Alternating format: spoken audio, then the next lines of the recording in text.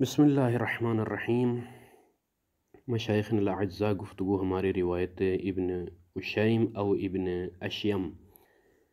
میں تھی، اور جو ہے بات یہاں تک پہنچی تھی کہ جو تقریب استدلال کی جو اصل مطلب ہے کہ بناء علی انہ لولا، وہ روایت کا مضمون اور معنی بیان ہو گیا کہ جس میں تین فریق ہیں اور تینوں کے درمیان نزاع ہو گیا ہے، اور امام نے فرمایا کہ جو ہے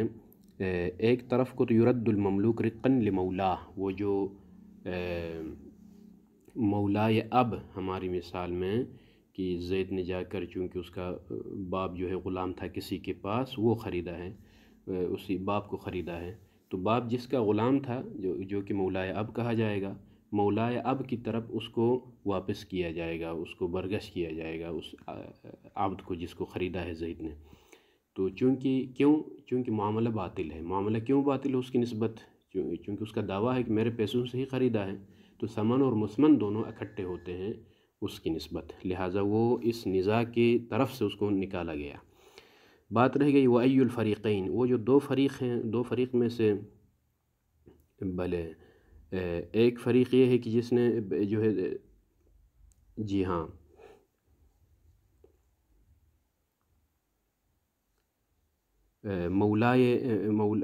مولائے زید ہے، جو کہ خود زید کا مولا ہے، جس کا دعویٰ ہے کہ میرے پیسوں سے خریدا ہے، اور ایک ورثہ ہے۔ کس کا ورثہ؟ وہ جو جس نے پیسے دیے تھے کہ جو ہے ایک نسمہ خریدو، پھر جو ہے میری طرف سے یا میرے باپ کی طرف سے حج کرا دو، اختلاف نسخے کی بنا پر جو ہم نے معنی بیان کیا روایت کا، اس کی جو ہے وہ چونکہ مر گیا ہے، چونکہ ان کے وارث جو ہے مدعی ہیں کہ جو ہے ہمارے باپ کے پیسوں سے اس نے یہ معاملہ خریدا ہے۔ یہ دو طرف ہیں۔ اب بناءً میں داخل ہونے سے پہلے یہ جو تقریب استدلال ہے، اس میں صرف ورثہ کے حوالے سے بات ہوگی۔ وہ جو مولائے زید ہے، عبد معذون کا جو مولا ہے، اس کو بھی یہاں سے نکالو، چونکہ اس کی نسبت یہ جو معاملہ ہے، یہ معاملہ فضولی نہیں ہے، موضوعاً فضولی نہیں ہے۔ جی ہاں، کیوں؟ اس لیے کہ فضولی اس شخص کو کہا جاتا ہے جو نہ معذون ہو نہ ولی ہو، بلے یہ نقطہ مہم ہے، التفات کی ضرورت ہے۔ کیوں آخر جو ہے مولائے زید جو ہماری مثال میں عبد معذون کا مولا جو کہ زید کو جس نے اجازت دی ہے کہ آپ کاروبار کریں میرے پیسوں سے، کسی اور کے لیے بھی آپ تجارت کر سکتے ہیں، وہ فضولی ہونے سے خارج ہے۔ جی، اس کی نسبت یہ عبد فضولی نہیں، اس لیے کہ معذون ہے، اذن ہے، پہلے سے ہی اس عبد کو اجازت دی ہوئی ہے۔ مسئلہ صرف رہ جاتا ہے ورثہ کی نسبت، کیونکہ ورثہ کا یہ دعویٰ ہے کہ ہمارے باپ کے پیسوں سے خریدا ہے۔ اب بات یہ ہے کہ پیسے دینے کے بعد وہ بندہ خدا مر گیا ہے، اب یہ پیسوں کا مالک ورثہ بن گئے تھے، ورثہ کی اجازت سے اس عبد کو جا کے جو ہے خریدنا تھا۔ اب اجازت لی ہے یا نہیں لی ہے؟ جی ہاں، ورثہ سے اجازت لینی تھی، بغیر اجازت کے یہ جب معاملہ کیا ہے تو یہ فضولی ہے، یہ معاملہ فضولی ہے بالنسبہ الی الورثہ، چونکہ ورثہ مالک ہے، ورثہ کی طرف سے یہ معذون نہیں ہے۔ جب یہ معذون نہیں ہے تو اس کا یہ جو معاملہ ہوگا، جو ان کا دعویٰ ہے کہ ہمارے باپ کے پیسوں سے خریدا ہے، یہ معاملہ فضولی ہوگا، لہٰذا ہماری بات اور نقطہ یہاں پر مضمر ہے۔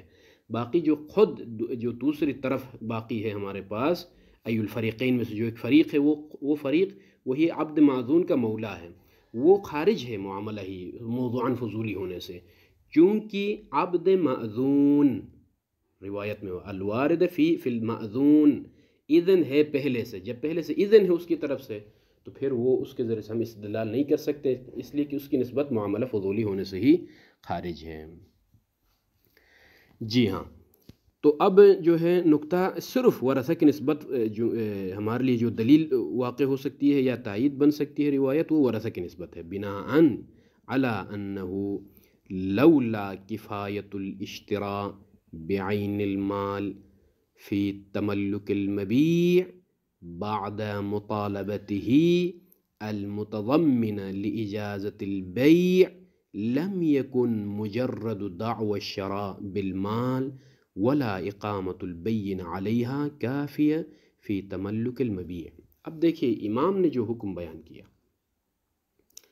بلے کہ ایما اقاموا البین بعد ذلك على انه اشتراہ بمالہ کان رقا لہ۔ جی ہاں، اس عبارت میں چونکہ عبارت اگرچہ جس میں تشویش ہے، لیکن جو ہے اصل مطلب یہ ہے کہ انہوں نے ورثہ نے پیسوں کا مطالبہ نہیں کیا ہے، اس بات کی طرف ملتفت رہی ہے، پیسوں کا مطالبہ نہیں کیا ہے، یہ نہیں کہا ہے کہ جو ہے وہ پیسوں کے مالک ہم تھے، ہمیں وہ پیسے دے دو، ہماری اجازت کے بغیر جو ہے آپ نے یہ معاملہ کیا ہے، ہمیں پیسے دے دو۔ اگر اس طرح کا مطالبہ ہوتا تو شروع سے معاملے کو ہی وہ قبول نہیں کرتے، اور ڈائریکٹ جا کر جو ہے وہ جس عبد کو خریدا ہے، زید نے جا کر اپنے باپ کو خریدا ہے، اس عبد کا مطالبہ نہیں کرتے بلکہ پیسوں کا مطالبہ کرتے۔ لیکن ورثہ نے کس چیز کا مطالبہ کیا ہے کہ یہ جو عبد جس کو خریدا ہے یہ عبد ہمارا ہے، اس لیے کہ ہمارے باپ کے پیسوں سے تم نے یہ خریدا ہے۔ تو کہتے ہیں کہ اگر ان کا یہ مطالبہ ہمیں یہ عبد دے دو، هذه المطالبہ متضمن للاجازہ، چونکہ ایک دفعہ اجازہ صریح ہے کہ ان کی طرف سے، ورثہ کی طرف سے یہ بات سامنے آ جائے کہ جو ہے ہم نے آپ کو اجازت دی ہے، نحن راضین ونحن اجزنا، فلہذا ہمیں یہ عبد دے دو۔ نہیں، یہ صراحتاً اجازہ موجود نہیں ہے، ڈائریکٹ جا کر اس عبد کے بارے میں مطالبہ کرنا، پیسوں کے بارے میں مطالبہ نہیں کرنا۔ هذه المطالبہ، یہ جو مطالبہ ہے ورثہ کی طرف سے کہ عبد ہمارا ہے، یہ مطالبہ متضمن اجازہ ہے، یہ مطالبہ متضمن اجازہ ہے، ضمن میں اجازہ موجود ہے، اس لیے کہ گویا وہ معاملے سے راضی ہیں، اسی لیے اس عبد کا مطالبہ کرتے ہیں۔ خوب، یہ نقطہ مہم ہے۔ اگر یہ مطالبہ، اصل مطلب میں بیان کروں، باقی تطبیق بعد میں کیا جائے گا، اگر یہ مطالبہ متضمن اجازت نہیں ہوتا تو صرف دعوی شرع کرنا کہ ہمارے باپ کے پیسوں سے عبد کو خریدا ہے، یا صرف جو ہے بینہ قائم کرنا، بینہ شرعی، یہ چیز کبھی بھی کافی نہیں ہوتی۔ کس چیز میں؟ فی تملک المبیع، مبیع جو کہ عبد ہے، زید نے جا کر عبد کو خریدا ہے، اس مبیع کے تملک میں نہ مجرد دعوی شرع کافی ہوتا ہے کہ ہمارے باپ کے پیسوں سے خریدا ہے، نہ اقامہ بینہ قائم کرنا اس دعویٰ کے اوپر کہ ہمارے باپ کے پیسوں سے خریدا کر ایک بینہ قائم کرنا، نہ یہ کافی ہوتا۔ فَإِذَن کیا چیز ہے جس کی وجہ سے یہ معاملہ درست ہوتا ہے اور یہ مطالبہ بھی درست ہے؟ وہ ہے اجازہ ورثہ، وہ اجازت جو متضمن ہے کس میں؟ مطالبہ میں۔ کون سا مطالبہ؟ کہ ہمیں یہ عبد دے دو ایھا الزید، اے عبد معزون، تم نے جس عبد کو خریدا ہے جو کہ تمہارا باپ ہے، وہ ہمیں دے دو، اس لیے کس کو؟ ہمارے باپ کے پیسوں سے خریدا ہے۔ هذه المطالبہ متضمنہ للاجازہ۔ فاذن اسی مطلب کی طرف اشارہ ہے یہ عبارت کہ بناءً یہ ہے تقریب استدلال بروایت ابن اشیم، کیا؟ علی انہ النشان لولا کفایت الاشتراء بعین المال، اگر اشتراء کافی نہ ہوتا عین مال کے ذریعے سے، کس چیز میں کافی؟ فی تملک المبیع، مبیع کو ملکیت میں لینے کے لیے، بعد مطالبتہ، ہاں شرع بھی ہو ان کے پیسوں سے، ساتھ ساتھ بعد مطالبتہ، بعد مطالبت الورثہ، ورثے کے مطالبے کے بعد کہ ہمیں عبد دے دو۔ کون سا مطالبہ؟ یہ صفت ہے المتضمنتی، یہ مطالبہ جو کہ ضمن میں لے رہا ہے لإجازت المبیع، لإجازت البیع، اجازہ بیع عبد معذون، بلے عبد معذون نے جا کے جو خریدا ہے، جو معاملہ کیا ہے، جو بیع کیا ہے، بلے اس کی اجازت کے بارے میں، بلے یہ متضمن اجازہ ہے، بلے اس اجازے کو ضمن میں لے رہا ہے۔ خوب،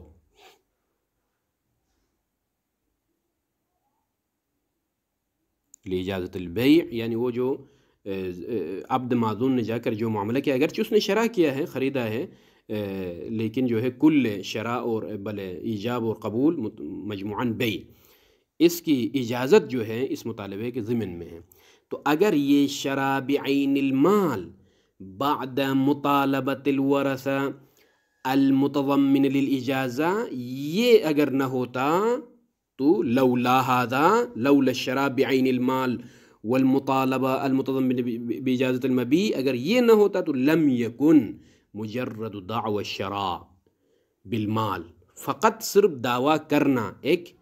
ولا اقامت البین علیہ علی هذه الدعوہ، یہ چیز لم یکن کافیتا فی تملک المبیع، بلکہ کیا ہونا چاہیے تھا، یحتاج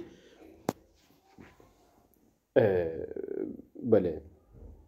اجازت کو جو ہے ثابت کرنا ضروری ہوتا، بلے صرف جو ہے مجرد دعویٰ بشرع کافی نہیں، بلکہ اجازت صراحتاً موجود ہونا چاہیے یا ضمناً موجود ہونا چاہیے، تب جا کے معاملہ درست ہوگا۔ خوب، یہاں تک جو ہے بات روایت ابن اشیم یا اشیم یا اشیم کے بارے میں بات تمام ہو گئی، لیکن مع ھذا شیخ مصنف نے یستدل کی تعبیر یہاں استعمال نہیں کی، کیونکہ ممکن ہے کہ جو ہے مورد کا خصوصیت مورد کا لحاظ ہو،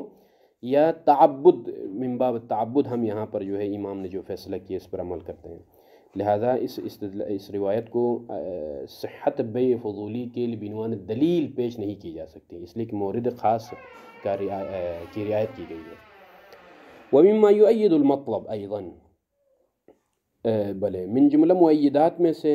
صحیحۃ الحلبی عن الرجل یشتری ثوبا ولم یشترط على صاحبه شيئا فکرہہ ثم ردہ علی صاحبہ، روایت کا مضمون کچھ اس طرح سے ہے، یہاں پر بھی تأیید یعنی مورد خاص ہے۔ خوب، عن الرجل، اس شخص کے بارے میں یہ روایت ہے کہ یشتری ثوبا، کپڑا خریدتا ہے بازار سے جا کر ابو المحل سے، ولم یشترط علی صاحبہ شیئا، اور کوئی شرط بھی نہیں لگاتا ہے کہ بھئی جو ہے مجھے اگر یہ پسند آ گیا یا گھر والوں کو پسند آ گیا یا مجھے فلان تو میں رکھوں گا، نہیں تو میں واپس کروں گا، اس طرح کی کوئی شرط نہیں ہے، قید و قیود کے بغیر صاحب ثوب کے اوپر، بلے صاحب ثوب پر، علی صاحبہ، علی صاحب ثوب جو کہ مالک ثوب ہے، اس پر کوئی شرط لگائے بغیر خریدتا ہے، فکرہہ، پھر جو ہے کچھ عرصے بعد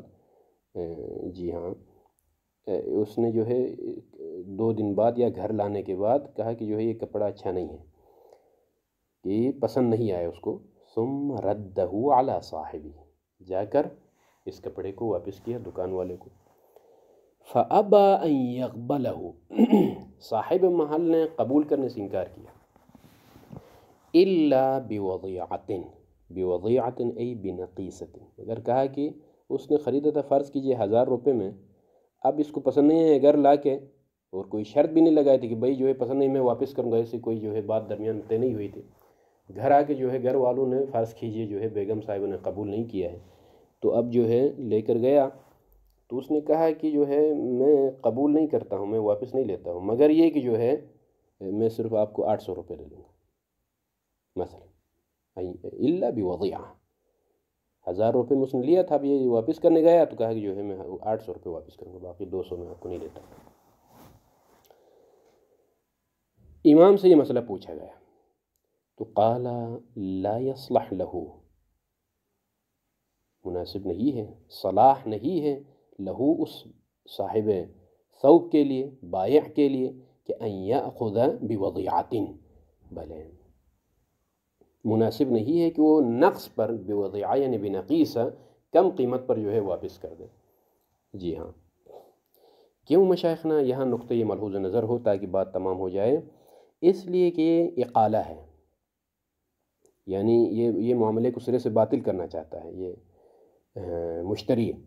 تو اقالہ کا تقاضا یہ ہے کہ ارجاع کل شیء الی حالتہ السابقہ، ہر شے کو اپنی سابقہ حالت تک ارجاع، پلٹانے کا نام کیا ہے گا، اقالہ ہے۔ یہاں پر مبیع اسی حالت پر صاحب ثوب مالک تک پہنچ رہا ہے، مگر مالک ثوب ثمن کو جو ہے اسی حالت کے ساتھ، جو کہ حالت اولی تھی 1000 روپے کی شکل میں واپس نہیں کر رہا ہے، بلکہ نقص کی صورت میں واپس کر رہا ہے، تو یہ مناسب نہیں ہے، یہ اقالہ کے خلاف ہے، تو یہ اقالہ متحقق نہیں ہوا، یعنی معاملہ باطل نہیں ہوا۔ لا يصلح له ان يأخذ بوضیعہ، یعنی یہ اقالہ کرنا چاہ رہا تھا، لیکن چونکہ اقالہ میں تقاضا یہ ہے کہ ثمن اور مثمن بعینہ اسی حالت پر ایک دوسرے تک پہنچ جائے، مالکین تک، یہاں مثمن کپڑا تو جو ہے ٹھیک ہے پہنچ گیا، لیکن ثمن اسی حالت کے ساتھ اس تک نہیں پہنچا ہے، مشتری تک، تو یہ اقالہ متحقق نہیں ہوا تو اقالہ متحقق نہیں ہوا، یعنی اب معاملہ سرے سے باطل نہیں ہوا ہے۔ فَإِن جَهِلَ، اب آ جائے فَإِن جَهِلَ کہ فَإِن جَهِلَ الْبَائِعُ، جہلہ کی ضمیر پلٹتی ہے صاحب الثوب جو کہ بائع ہیں، اگر جاہل ہو، کس چیز سے جاہل ہو کہ چونکہ حکم شرعی بھئی اس طریقے سے واپس کرنا درست نہیں ہے، معاملہ صحیح نہیں ہے، اس طرح کرنا باطل ہے، بھلے تو جہل کی صورت میں یقیناً وہ گنہگار نہیں ہے، لیکن جو ثوب ہے، کپڑا ہے، وہ ملک مشتری میں باقی رہتا ہے۔ یہ نقطہ بہت مہم ہے، چونکہ اقالہ جب متحقق نہیں ہے، سرے سے معاملہ باطل نہیں ہے، تو اگرچہ اس نے ظاہراً واپس کر دیا ہے لیکن یہ کپڑا ابھی تک مشتری کی ملکیت میں ہے واقعاً، چونکہ جو قیمت واپس کر دی ہے وہ قیمت اس کی جو ہے اس کی ساری قیمت نہیں ہے۔ جی ہاں، تو مشتری کی ملکیت ابھی تک برقرار ہے اس کپڑے پر۔ جی ہاں، جب ملکیت برقرار ہے جہل کی صورت میں، دیکھیں فَإِن جَهِلَ الْبَائِعُ، بھائی حکم شرعی یہ باطل ہے، جس طریقے سے میں واپس کر رہا ہوں اس حکم سے وہ جاہل ہے۔ فَأَخَذَهُ، جاہل ہونے کے نتیجے کیا نکلے گا؟ یہاں پر بھی یہ نقطہ مہم قابل ملاحظہ ہے، جہل کی صورت میں گنہگار نہیں ہے، مگر یہ کپڑا صاحب ثوب کی ملکیت میں ابھی تک منتقل نہیں ہوا ہے، کیونکہ اقالہ صحیح سے متحقق نہیں ہوا ہے، تو لہٰذا کپڑے پر ابھی تک ملکیت باقی ہے مشتری کی، نہ بائع کی۔ یہ نقطہ بہت مہم ہے، مشتری کی ملکیت ابھی تک برقرار ہے،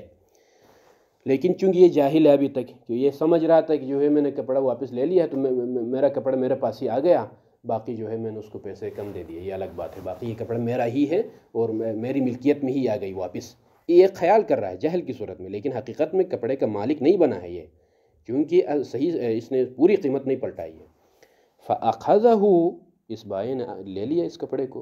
فَبَاعَهُ بِأَكْثَرْ مِنْ ثَمَنِهِ، فَبَاعَهُ اکثر بلے بے اکثر من ثمنی، پھر کوئی اور گاہک آ گیا، اس کو یہ کپڑا بیچا اس نے، جی ہاں، اکثر من ثمنی ہی، جو اس کی قیمت تھی، بلے 1000 روپے قیمت تھی، فرض کی اس نے 1200 میں وہ کپڑا بیچ دیا، تو امام نے کیا حکم دیا؟ رد علی صاحبہ الاول ما زاد، جو زائد قیمت ہے وہ صاحب اول کو دے دے، صاحب اول وہی مشتری کی، چونکہ کپڑے کا مالک حقیقت میں وہ مشتری ہے ابھی تک، لہٰذا جو زائد قیمت اٹھائی ہے وہ اس کو دے دے، مشتری کو دے دے۔ اب یہ روایت ہے مشائخنا، اب آ جائیں تقریب تائید کس طرح سے ہوتی ہے یہ یہاں سے فَإِنَّ الْحُكْمَ بِرَدِّ مَا زَادَ، کہ جو کچھ زائد قیمت اس صاحب ثوب نے جو اٹھائی ہے وہ جو واپس کر دے مشتری کو، یہ جو حکم ہے لا ينطبق بظاہرہ، ظاہراً یہ حکم منطبق نہیں ہوتا مگر الا علی صحت بیع الفضول لنفسہ، مگر یہ کہ بیع فضولی صحیح ہو اور وہ بھی لنفسہ، اپنے لیے، چونکہ یہاں جو معاملہ ہوا ہے، ہماری اصل بحث کا بھی جو ہے ذہن میں رکھیے، اصل بحث ہماری پہلی صورت میں ہے بیع فضولی کی، یعنی الفضولی باع عن المالک لا عن نفسہ، لیکن یہ جو روایت ہے مشائخنا جو کہ مورد خاص ہے، یہاں پر اس نے جب کپڑا واپس لیا ہے تو اس نے یہ سمجھا کہ میں مالک ہوں، اب اس کو کہتے ہیں کہ جو ہے جہلاً اس نے خیال کیا کہ میں مالک ہوں، یہ جو کپڑا بیچا ہے مشتری کی طرف سے نہیں بیچا ہے، یعنی مالک اصلی واقعی میں مشتری اس کی طرف سے نہیں بیچا ہے، جو کہ ہماری بحث ہے، ہمارا مسئلہ اولا ہے، بلکہ اس نے یہاں پر یہ فضولی تو ہے، بیچا ہے کپڑا لیکن لنفسہ ہی، چونکہ وہ اپنے آپ کو مالک سمجھ رہا تھا تو کپڑا اپنے لیے بیچا ہے، اپنے لیے بیچا ہے، تو مع ھذا امام نے یہ جو حکم لاگو کیا کہ وہ جو زائد قیمت ہے وہ مالک اصلی جو کہ مشتری ہے واقعی میں اس کو واپس کر دے، بلے یہ اس بات کی دلیل ہے کہ یہ جو معاملہ اس نے کیا ہے فضولی نے وہ معاملہ صحیح ہے، اسی لیے قیمت واپس کرنے کا حکم دیا ہے، اگر معاملہ سرے سے ہی باطل ہوتا تو پھر قیمت واپس کرنے کا حکم نہیں ہوتا امام کی طرف سے، لہذا صحت ہے بے فضول النفس، لیکن چونکہ روایت مورد خاص میں ہے تو جی ہاں، تو اسی لیے تائید کی ہم تعبیر کرتے ہیں، لیکن یہاں پر ایک تعلیقہ ہے استاد بزرگوار کی، بھلے وہ تعلیقہ یہ ہے کہ اگرچہ یہ روایت چونکہ بیع لنفس ہی ہے، للمالک نہیں ہے، جو کہ ہماری بحث ہے. تو بھلے یہاں پر ممکن ہے یہ تعلیقہ ہم لگائیں، بھلے کما یقول سید الاستاذ حفظہ اللہ، بھلے تو یہ صورت ثالثہ ہے. اگر فضول، چونکہ تیسرا مسئلہ جو آئے گا انشاءاللہ تعالی، بیع الفضول عن نفسہ، اپنی طرف سے بیچ رہا ہے، مالک کی طرف سے نہیں. تو یہاں بطریق اولا، فضولی نے جو مالک کے لیے نہیں بیچا ہے، اپنے لیے بیچا ہے، اگر یہاں پر صحت کا ہم حکم لگا سکتے ہیں تو بطریق اولا ما نحن فیہ، جو کہ ہمارا مورد مسئلہ ہے، وہاں پر فضولی مالک کے لیے بیچ رہا ہے، یہاں تو بطریق اولا معاملہ صحیح ہونا چاہیے، بطریق اولا معاملہ صحیح ہونا چاہیے.